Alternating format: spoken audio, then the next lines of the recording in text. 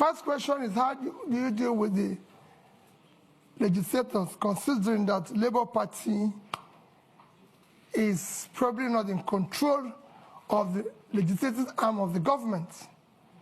Quite frankly, I've been through this as a governor.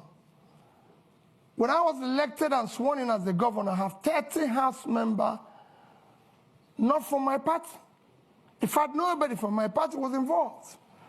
As long as you are pursuing what is right, everybody will go with you, because the legislator is insecure in his place.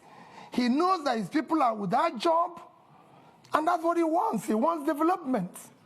What else is he elected to do? It becomes a problem when you are pursuing transactional policies, which will benefit you, or you're engaging in nepotism where you have to. But if you address it by strictly following the Constitution, which spells out that the system is characterized by simply that we have diversity and all is included, and you do the right things, you don't need to worry about that.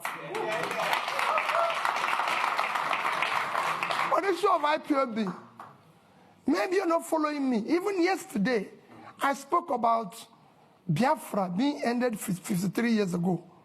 It's all over the place in this space. I condemn all agitators, but in condemning them, you have to look at what brought about these agitations all over the place. It's not only IPOB. We have Yoruba Nation movement. We have all sorts.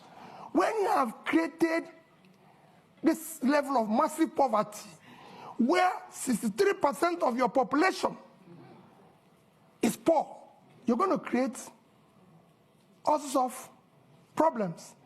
I was speaking to a British minister this morning. I said we have about 40% unemployment. And we have about 60% youth unemployment. Young people in their productive age doing nothing. If you have 15% unemployment in Britain today, you're going to have massive, remember, agitation. Nobody will be able to leave his house. So what you're seeing is a cumulative effect of leadership failure over the years, which will be solved by good governance. When people start seeing justice, fairness, and inclusive government and doing the right thing, all those things will start reversing itself. And that is what me and that is offering. I will talk and discuss with all agitators. There's nothing wrong in that. People agitate even in my house, and I talk with them.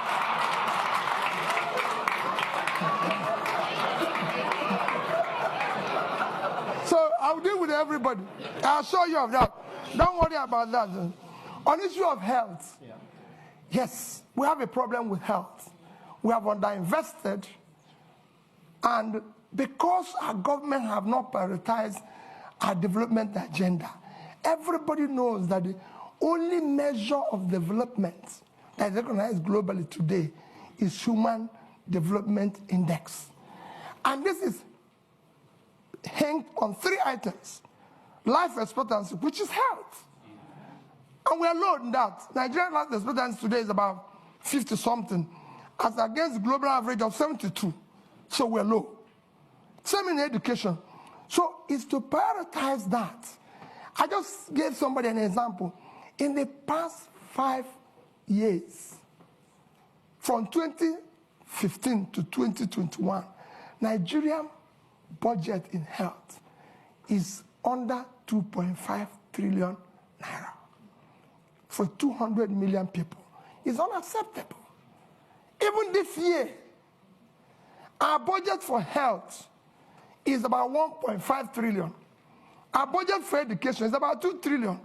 2 of them combined, annual budget is about 3.5 trillion. When your 6-month budget for subsidy, which is a criminalized, listen, if 3.6 trillion is unacceptable. You have to put money in key development areas, as Professor Dutton has just mentioned, and I read out here, that what separates country, rich and poor, is health and education. So it's clear. So we will deal with it. But he said, how do you cover it? Nations of our size have covered it. How did India, for 1.4 billion people, cover issue of health? How did Indonesia cover that? We have big nations that have done it well. If we don't know how to do it, we learn from them. There's nothing wrong in learning if you don't know how to do it.